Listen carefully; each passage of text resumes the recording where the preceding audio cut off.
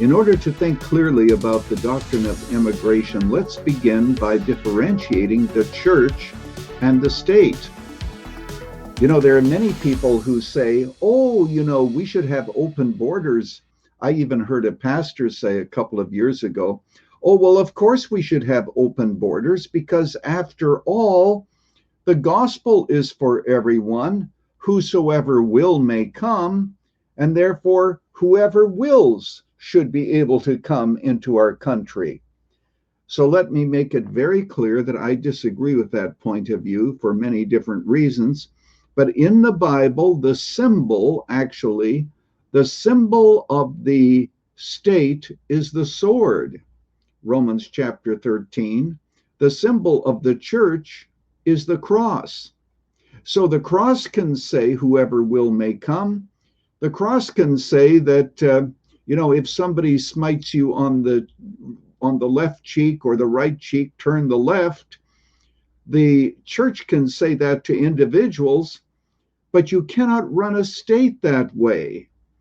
If you were to apply the wisdom that comes to us from the scriptures that belongs to us as Christians living in this world at the foot of the cross, if you were to apply that to the state, we'd have just let Nazism overrun the country, overrun the world, because after all, we're not going to resist anything. The whatever happens, happens. No. Right. The morality and the laws that are laid out for the state have to do, first of all, with the protection of its own people. There's nothing in the Bible, Joel, that I know about that says that, no country has a right to protect its borders. Right. Now, given your history, I know for sure that you know that when God said to Abraham, I'm going to give you the land, God drew borders. And God says, these are the borders. It goes from here to here and from here to here. And that's going to be the borders of your land. Now, this is very important for people to understand that the responsibility of the state has to do with the protection and the order of its citizens. Now, having said that, of course, we should have legal immigration. Your friend, I don't know how he came over or what the background was and so forth, but, we cannot have open borders and think to ourselves that this is being done under the guise of compassion. You know that one of our politicians, as you know, made the statement that a mother with a baby in her arms is not a criminal. Well, no, of course she's not a criminal. And I wish that America could take every mother that has a baby in her hands, but that's not possible. And it's not possible to have those mothers come without having their sons come and their uncles.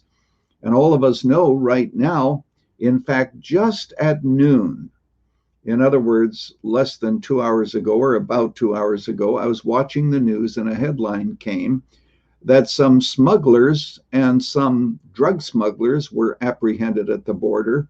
That's just a few in comparison to the number that are crossing.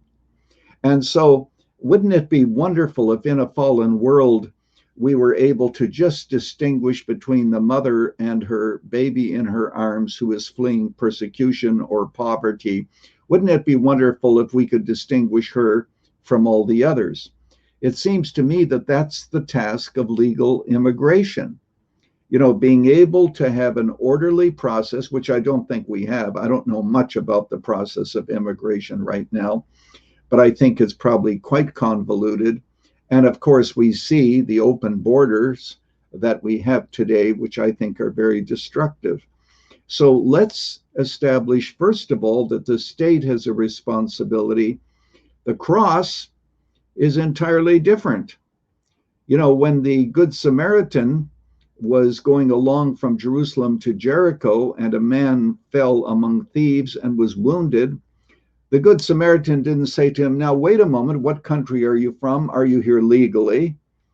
He saw a need and he met it. And that's the responsibility of the church, to see needs and to meet those needs in the name of Christ. But having said that, that's not the responsibility of the state.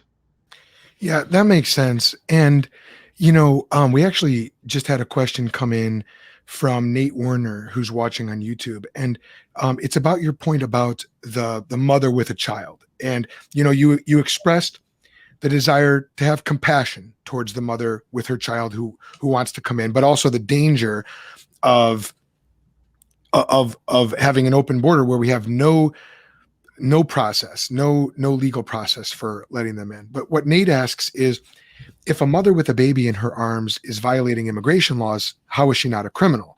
It's a horrible state to be in, but I don't see qualification. So, um, yeah, how would you answer that? Well, the truth is that if you ask me and pin me down on that, I would say that the mother with her baby in her arms should not have unqualified access to enter a country. Okay, That's where legal immigration comes in. got it. That's That's where where we the need a process. immigration process is. I'm not saying that we should open the border to every mother and her baby that is throughout the world. But the point that I'm making is we understand the compassionate side of immigration, but even that has to be subject to law. Of course, Right. a person who violates it. And by the way, while I'm at it, and I don't want to be on a soapbox here, but while I'm at it, isn't it interesting that all the people who don't want any wall are the ones who live in walled communities, often with guards? Right. And if somebody were to come over the wall, the first thing they would do is call the police. But somehow they want houses and communities that have walls, but they don't care whether or not the country has walls. Well, why don't, if somebody's crawling over your fence in your community, let him. He might be hungry. Maybe he's looking for food. He's had a bad shake in life. Show a little bit of compassion. Well, you know that that doesn't happen, and it's rational that that doesn't happen. But somehow, when it comes to the border, it's okay because it seems compassionate. And you know what? After all, other people pay the bills. It doesn't affect you.